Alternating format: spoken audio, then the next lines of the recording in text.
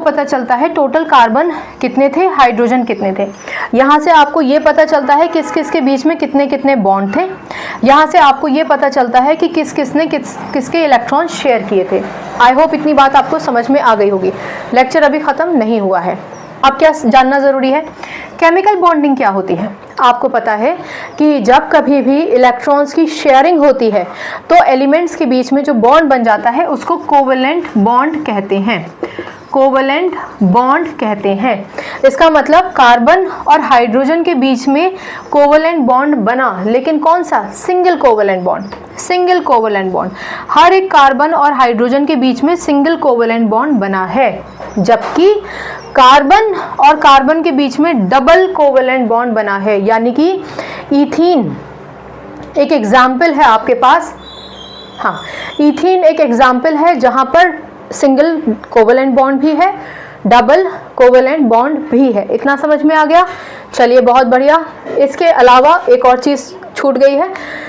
जब ये पूरा कंपाउंड बन गया, पूरा कंपाउंड बन गया ना, अब अगर आपसे पूछा जाए कि भैया ईथीन यानी इसके कार्बन किसको रिजेंबल करता है, तो आप कहेंगे ये कार्बन नियन को रिजेंबल करता है।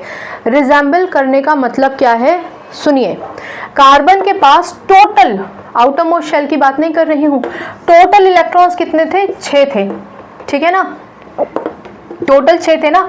7वां इससे लिया, 8वां इससे लिया, 9वां और 10वां इससे लिया। यानी कि अब जब पूरा शेयरिंग वेयरिंग हो गई तो कार्बन के पास 10 इलेक्ट्रॉन हो चुके हैं और 10 इलेक्ट्रॉन रिजेंबल करता है नियन को, जिसका एटॉमिक नंबर ही 10 होता है। यहाँ पर एक बात याद रखिए कि आप एटॉमिक नंबर 10 हो गया ये नहीं बोलेंगे, आप ये कहेंगे कि ऑक्टेट कंप्लीट हो गया, टोटल काउंट ऑफ इलेक्ट्रॉन 10 हो गए जो नियन के बराबर हैं। नियन से ही कंपेरिजन क्यों किया जा रहा है, क्योंकि हीलियम, नियन, आर्गन, क्रिप्टन ये जितने भी हैं ये सारे नोबल गैसेज हैं, जिन्हें हम इनर्ट गैसेज भी कहते हैं। इनकी खासियत ये है कि ये सारे स्टेबल होते हैं, यानी इनका आउटर मोस्ट शेल एकदम कंप्लीट होता है। और कोई भी नॉर्मल एलिमेंट चाहता है कि उसका आउटर मोस्ट शेल कंप्लीट हो, तो हम कुछ टर्म्स का इस्तेमाल करते हैं, जैसे कि कोई एलिमेंट स्टेबल होना चाहता है या फिर स्टेबिलिटी गेन करना चाहता है। स्टेबिलिटी को ही हम ये कहते हैं कि कोई भी एलिमेंट इनर्ट गैस कॉन्फ़िगरेशन चाहता है या फिर नोबल गैस कॉन्फ़िगरेशन चाहता है। यहाँ पर इनर्ट गैस या नोबल गैस कॉन्फ़िगरेशन का मतलब है कि जैसे ये नोबल गैसेस अपने ऑक्टेट में स्टेबल हैं, कंप्लीट हैं, ऐसे ही हर एक एलिमेंट चाहता है कि वो स्टेबल हो जाए, ठीक है।